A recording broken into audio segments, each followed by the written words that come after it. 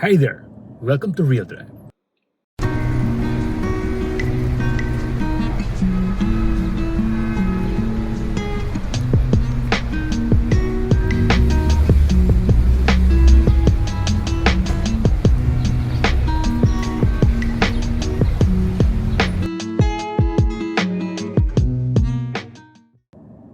In today's episode of Real Drive, we get to know the real-life story of one of the industry's iconic pillars.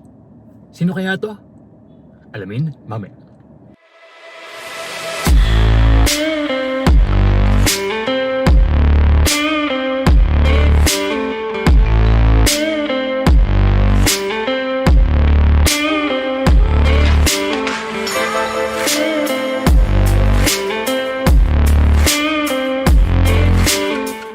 You may know him as one of the pioneers of motoring journalism in the country.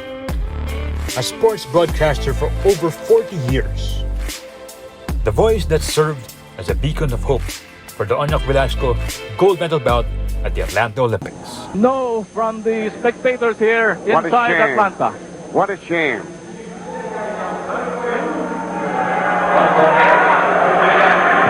Oh, we were robbed of the gold. We were robbed of the... Pero sa lahat ng kanyang nakamit na tagumpay at kasikatan, sino nga ba ang tao sa likod ng kamera at mikropono? I'm the eldest in a family of 6 children. I was born in Lingayen, Pangasinan, and then we moved to Manila when I was 4 or 5 years old.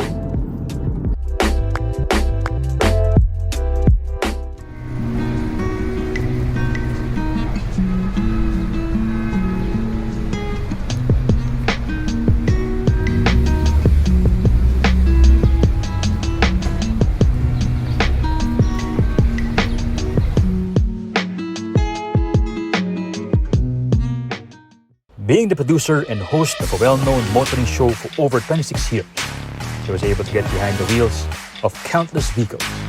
But before that, he had nothing. I'm the eldest in a family of 6 children.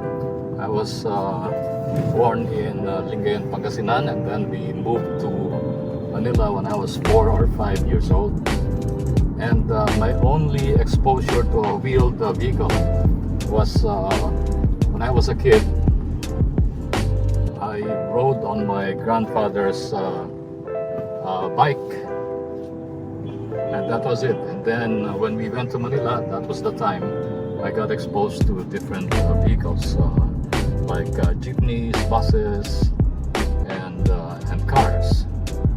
And when I started working in a radio station in college, one of my wishes was to own a car, even a very old car. I wouldn't mind. And in fact, many of my college classmates had their Volkswagen Beetle, which was the people's car at that time, and it was only about 7,000 to 8,000 pesos brand new at that time. And I said maybe if I get some work I'll be able to buy it. But until I got married, I still didn't have a car. I had to learn how to drive from my girlfriend then, my wife now. She was actually my first driving instructor, and then I went to a formal driving school. But still, I didn't have a car. It was only when I was about 32 years old that I got my own car, a second-hand Volkswagen Beetle. And the first time I drove it alone, the engine stopped, and I was in the intersection of España and Governor Forbes in Manila. And the funny thing was, I had to ask the policeman, the traffic officer, to help me push it. So so I could start the car, and luckily we were able to start the car. He lost his father when he was still in high school. At dahil dyan, bilang panganay, napilitan siyang magsumikap para sa kanyang pamilya.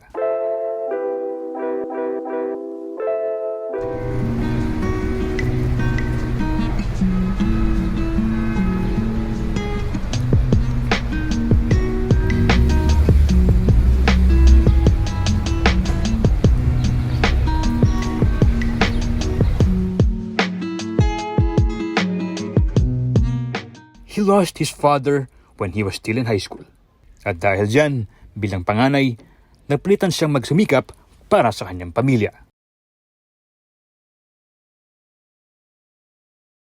Now you already know the humble beginnings of Ron Reyes. Next, we go to his flourishing career in journalism. Here, we also get to feature his real drive in career and in his life. I got my first car in the late 80s. It was a Volkswagen Beetle, and I used it for about 2 years, and then it was followed by Mitsubishi Colt, which is called Mirage now, and my third car was another small car, Daihatsu Charade. This was already in the early 90s. And then my fourth car, since my family was growing with two children already. No, in fact, four four children. We got a Toyota Light Ace. It's a minivan, but it was very useful for our purpose. Marami kaming napuntahan because of that van. We went to Baguio, we went to La Union, Pangasinan, and on weekends we were always going out. And then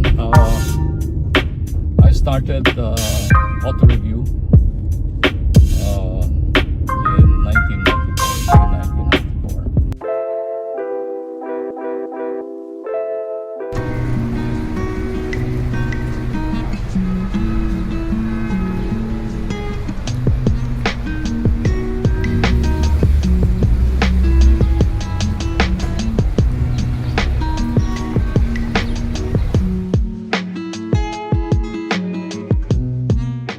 And then I started auto review in 1994, May 1994, with the encouragement of another friend from PTV4. And but we started actually on Channel 13. We bought block time on Channel 13. And one of our, in fact, our first test drive was Mazda 323, which we borrowed from Mazda Pasong Tamo. And then the second car, wala kaming mahiraman at that time. We featured the Toyota Light Ace, which was still relatively new when we featured it. It was my own car. And the third car we drove was a Honda Accord, an automatic. At yun yung first time na nag-drive ako ng kotse with automatic transmission. This is a Honda Accord. Honda Accord. In what year? What was this? This was in late 1994. Third episode of Auto Review. After that, we had other cars on test drive, and hindi ko na matandaan yung pagkakasunod-sunod, pero marami nang sumunod na mga test drive. Umani ng maraming awards ang kanyang show dahil sa magagandang features na pinapalabas dito. From then on, it has been running for 26 years now. Dahil dito, nakilala siyang pioneering icon sa larangan ng motoring journalism. I did not also plan to have a motoring show because I was more of a news person, public affairs person, but I wanted to drive.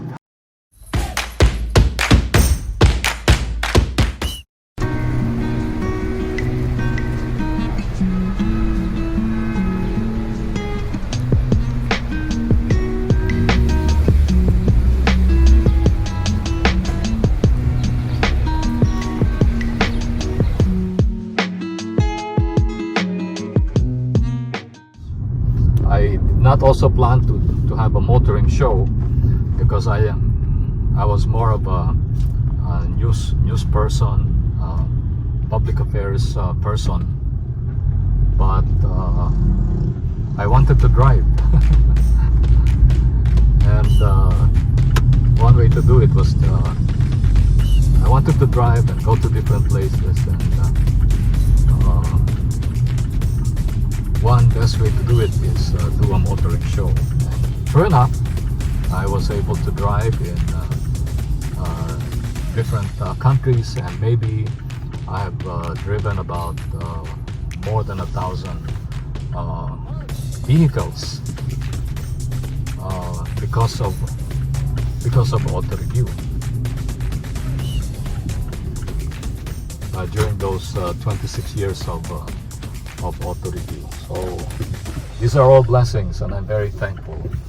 I'm very thankful for them because we are motoring journalists. We are among the few who get to test drive a brand new vehicle, or a vehicle that has been just launched in the market, and that makes the job very exciting and interesting. Hard work, passion, luck, and talents put into action. That's how I would like to describe his journey in life. Again, another inspiring real life, real drive story. This is Ronald Reyes for Real Drive. See you again next week. Next week, we get to feature one of the people behind our local transportation sector. Sino kaya to? Alamin natin.